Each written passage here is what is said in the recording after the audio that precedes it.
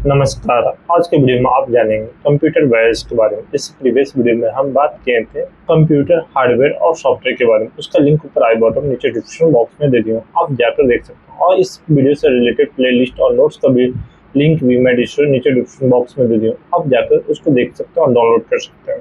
चलिए शुरू करता हूँ।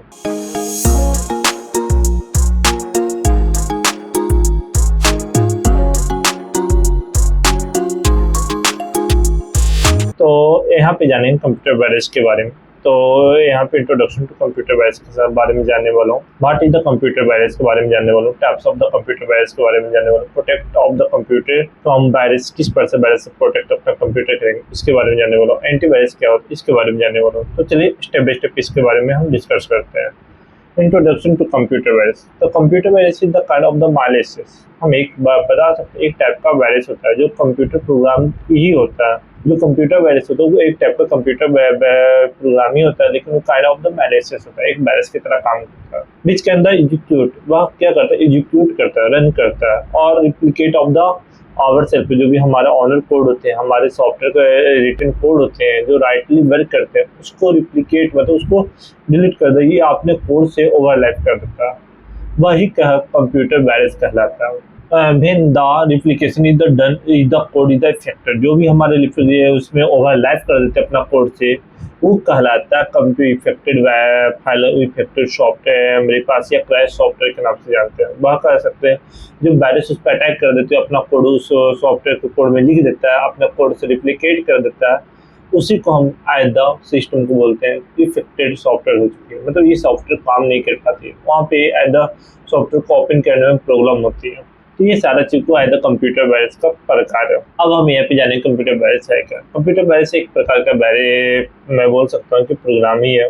कंप्यूटर वायरस है क्या, कंप्यूटर वायरस भी एक टाइप का क्या प्रोग्राम है जिसको हम प्रोग्रामिंग लैंग्वेज का यूज करके ही इसको बनाया जाता है। Which can is the harm our device, ये हमारे डिवाइस को क्या करता है, हार्म पहुंचाता है। एंड द इफेक्ट, जो भी हमारे इफेक्ट करता है, जो भी हम डेली का यूज करते हैं, फाइल सॉफ्टवेयर अलग अलग चीज, उसको ये इफेक्ट कर देता है, उसको यूज लायक नहीं रहने देता, अपने कोड को वहाँ पर रन कर देता है। जो द कोड हम यूज करना चाहते हैं, उसको जो राइट वर्किंग के लिए बनाया गया था, उस कोड को काम करने ही नहीं देता, उस कोड में अपना कोड डालता और उससे अपने अनुसार उसको हैंडल करता है या अपने अनुसार से अनवांटेड पॉपअप दिखाता है। ये सारा द कंप्यूटर वायरस का पार्ट है। भी मैं बोल सकता हूँ कि जब द वायरस मेरे पास एग्जीक्यूट हो जाती है, रिप्लिकेट हो जाता है या मॉडिफिकेशन द हमारे कोड प्रोग्राम को कर देता है कंप्यूटर प्रोग्राम को, तो वहाँ पे एट द मेरे वायरस फुल्ली अटैक कर देता होता है, मेरे सिस्टम पे फुल्ली बोल सकता हूँ कि वहाँ पे वायरस हमारे सिस्टम पे हमला कर चुका है। This code is the affected of the program and यहाँ पे मिसिंग एंड द अनटिल है ना, जो भी हमारे पास अनलिमिटेड या it may be unlimitedly result in the crashing of the device, है ना। यहाँ पे जो भी हमारे डिवाइस को क्रैशिंग कर देती है, ठीक कर देती है, वो सारा हमारा वायरस का पार्ट है। अक्रॉस द वर्ल्ड हम कह सकते हैं computer virus is the great issue of the crashing, यहाँ पे बहुत ज्यादा क्रैशिंग का पार्ट हो जाती है। अब इसमें बहुत सारे government billion of the dollar, बहुत सारे बड़ी बड़ी कंपनी बहुत बड़े बड़े अमाउंट एट द वायरस से अपना डेटा को सुरक्षित करने में लगा रहा है, और जो इकोनॉमी पे हर वीक वो खर्च होती है। मतलब एक दिन का नहीं कि एक दिन में हम आज कर दिया तो आज मेरा डेटा सेव हो गई, ऐसा नहीं, पर डे पर ईयर हमारे अच्छे खासे इन्वेस्टमेंट की जाती है, जिसको हम इथिकल हैकर के रूप में भी जानता हूँ। जो इथिकल हैकर का काम होता है, जो वायरस आ रही है उसको सुरक्षित करना।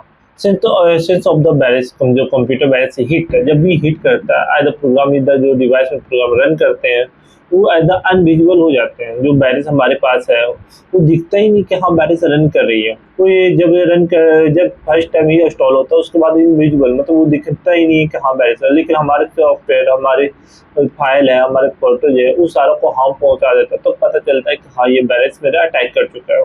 But at the sense of the consider, है ना, which can help the analyze है ना, एनालाइज कर सकता हूँ डाटा के अंदर डिवाइस द वायरस हिटिंग, जो हम उसको एनालाइजिंग कर सकता हूँ, है ना, उसको पहचान सकता हूँ कि अब मेरे जो सॉफ्टवेयर है वो सही से काम नहीं कर रहे हैं, बार बार प्रॉब्लम आ रहे हैं, और वहाँ पे मेरा सॉफ्टवेयर ओपन होने में प्रॉब्लम हो रही, तो वायरस अब वहाँ पे अटैक कर चुकी है। अगला, given the below of the such as the sign in, जो भी हमारे साइन इन अकाउंट है या कुछ भी है, तो वहाँ पे मेरे पास ऑटोमेटिक साइन आउट हो जाते हैं। तो वहाँ पे आइडेंटिफिकेशन ऑफ द कर सकता हूँ कि मेरे वायरस हमारे सिस्टम पे अटैक कर चुके हो। वायरस कुछ टाइप है जिसमें हम आइडेंटिफिकेशन कर सकते हैं, जैसे स्पीड ऑफ द सिस्टम, जो सिस्टम का स्पीड है ना, वो in the case of the virus is the मेरे पास कंप्लीटली एग्जीक्यूट, हमारे सिस्टम पे कंप्लीटली एग्जीक्यूट कर देती है।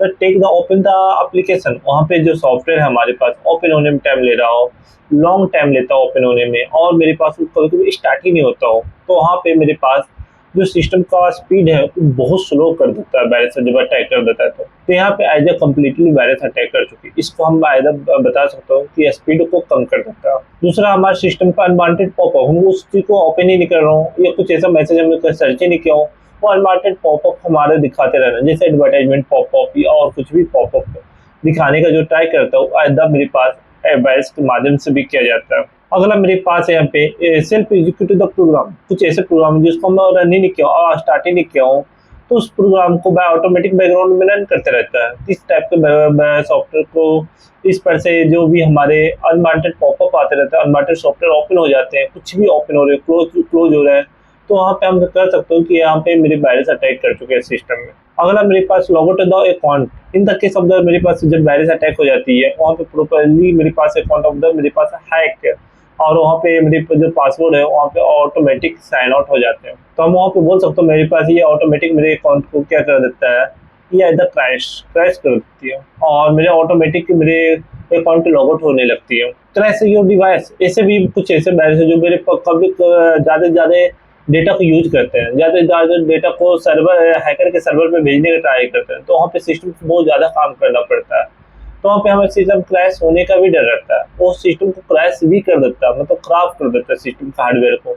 तो इस टाइप के भी वायरस अवेलेबल है हमारे मार्केट में। अब यहाँ पे कुछ टाइप है वायरस का, जैसे bootstrap virus, direct action virus, student virus, multi partition virus, overwrite virus, polymorphic virus, highly effective virus, space filler virus है ना, माइक्रो वायरस। तो इस सभी को हम बारी बारी समझते हैं और इसके बारे में एक्सप्लेन करते हैं। यहाँ पे bootstrap virus, this type of the virus मेरे पास हम बोल सकते हैं effect of the boot structure, जो भी बूट ऑफ स्ट्रक्चर है, प्रॉपर्टीज या master of the boot recording, उसको क्या कर देता है, इफेक्ट कर देता है। जब हम सिस्टम को वहाँ पे स्टार्ट करते हैं हमारे पास, तो यहाँ पे क्या करता है, वो स्टार्ट ही नहीं होती है, वहाँ पे फाइल इधर का एक मैसेज आता है और सिस्टम स्टार्ट होना ही बंद हो जाती है। अब उसके लिए हमारे पास उसको रिपेयर कर सकते हो या नया से फिर ऑपरेटिंग सिस्टम चलाओ, तो ये बूटस्ट्रैप वायरस का पार्ट है। अगला डायरेक्ट एक्शन वायरस, कुछ ऐसे वायरस होते हैं जो मेरे पास जैसे क्लिक करता हूँ उसी पर से वो रन करने लगता है, जैसे मेरे पास .exe वायरस या .com वायरस, ये क्या करता है, डायरेक्ट एक्शन में आ जाता है, just the click on action, वहाँ पे एक्शन हो जाता है। वो जैसे हमारी क्लिक होती है उस तुरंत हैकर के जो होते हैं सर्वर पे डेटा भेजने लग जाते हैं। तो इस टाइप के वायरस को हम क्या कहते हैं, डायरेक्ट एक्शन वायरस के नाम से जानते हैं। अगला मेरे पास रेसिडेंट वायरस, ऐसे वायरस जो मेरे पास सेव में हो जाते हैं मेमोरी या किसी चीज के माध्यम से, और धीरे धीरे हमारा ओरिजिनल जो प्रोग्राम है उसको आइदर धीरे धीरे क्या करते हैं, वो आइदर वायरस उस पर इंस्टॉल करते करते हमारे सिस्टम एक टाइम ऐसा होता है कि क्रैश कर देता है, हिडन रूप में काम करता है वायरस। रेसिडेंट वायरस जो हमको दिखता नहीं है लेकिन धीरे धीरे हमारे फाइल को क्रैश करते हैं, अगर हम मल्टी पार्टीशन वायरस, जिसको हम दिस इज द वायरस क्या करता है, attack the both bootstrap virus के रूप में, ये हमारे मल्टीपल पार्टीशन बना देता है। जैसे हम मेमोरी कार्ड में ज्यादा ही वायरस अटैक करती है या पेन ड्राइव में बहुत ज्यादा अटैक करती है, जैसे हम पेन ड्राइव का जो मेरे पास है उससे एक नया पार्टीशन बना के मेरे को दे देता है। इस टाइप के वायरस को मल्टी पार्टीशन वायरस के रूप में जानता हूँ।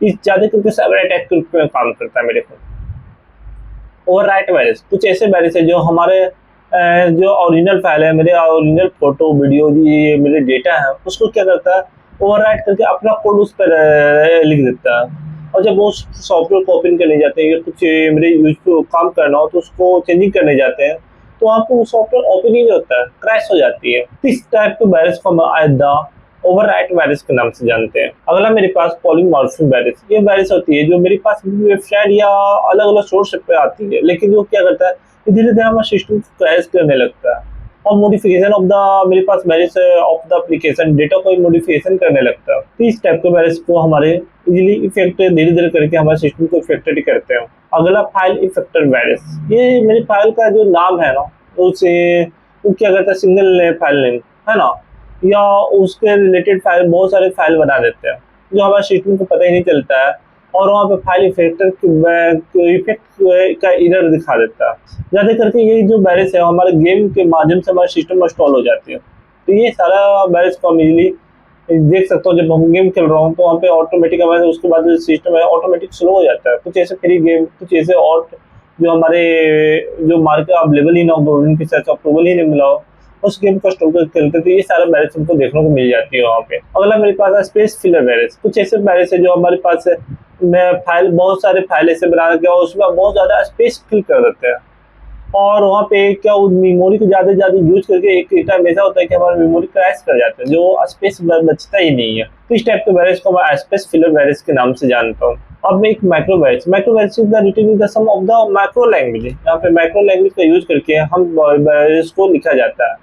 ये एक लूपिंग में चलती है और एक समय ऐसा आता है कि जब हमारे सिस्टम को क्रैश करने के मूड पे चले जाता है और वो हमारे सिस्टम को क्रैश कर देता है। अब इससे बचने के लिए हमारी जो सिस्टम की रिक्वायरमेंट होती है, तो वायरस फ्री करने के लिए हम एंटीवायरस सॉफ्टवेयर को इंस्टॉल करो अपने सिस्टम में। जो हम प्रोटेक्ट करना चाहते हैं अपने कंप्यूटर को, तो वहाँ पे एंटीवायरस हमको देखने को मिलना चाहिए। एंटीवायरस के माध्यम से हम वहाँ पे सिस्टम को प्रोटेक्ट करते नजर आओ, ये चीज तो है।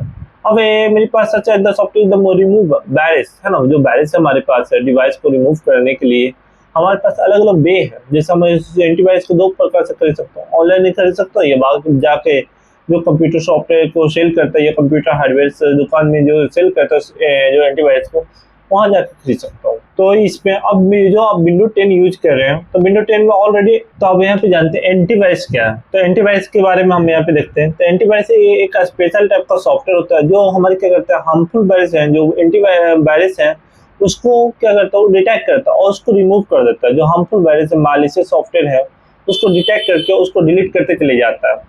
This antivirus is the software design in the manner है ना, जो सर्च ऑफ द यहाँ पे फाइल, कुछ ऐसे फाइल है जो ऑटोमेटिक डिटेक्टिंग करते हैं और उसको डिलीटिंग करते चले जाते हैं। आइडेंटिफिकेशन कुछ इसी ऐसा ही सॉफ्टवेयर जो कुछ एक आध दो पार्ट्स होते हैं। मुख्य रूप से एंटीवायरस सॉफ्टवेयर का यूज है हम वायरस से सेव करने के लिए सिस्टम का यूज करते हैं। अब कुछ यहाँ पे मार्केट में बहुत सारे एंटीवायरस सॉफ्टवेयर जो इस टाइप से अवेलेबल है, तो इसमें कोई भी आप एंटीवायरस अपने सिस्टम में इंस्टॉल कर सकते हैं।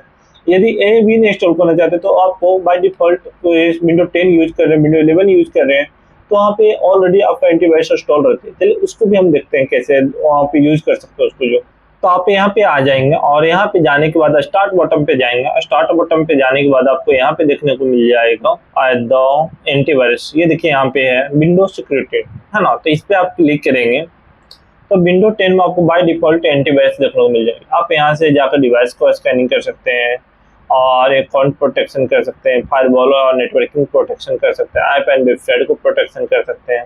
आप अपने सिस्टम में एंटीवायरस को चेक करना चाहते थे, यहाँ पे क्लिक करिए, आपका स्कैनिंग करना स्टार्ट कर देगा और कुछ समय में आपका ये इन्फॉर्मेशन को बता देगा। वायरस जो भी अनवांटेड वायरस है उसको रिमूव कर देगा। ये ऑटोमेटिक वायरस को सेव भी करता है, मतलब वायरस को आने भी नहीं देता, प्रोटेक्ट करता है। तो विंडो 10 विंडो 11 वाले यूजर को तो सॉफ्टवेयर का एंटीवायरस सॉफ्टवेयर की जरूरत ही नहीं है, वो ऑटोमेटिक हमारे सिस्टम में बाय डिफॉल्ट दिया है, तो उसको यूज करके आप कर सकते हैं। तो इस वीडियो में आपको कौन पे डाउट हो, कुछ नहीं समझ में आया हो तो आप कमेंट करके पूछिए, हमारी टीम आपको जरूर रिप्लाई देगी। और आप चाहते हैं ऑनलाइन क्लास करना तो नीचे में हम फॉर्म का लिंक दे दिया, आप जाकर फॉर्म फिलअप करें, हमारी टीम आपसे कॉन्टेक्ट कर लेगी।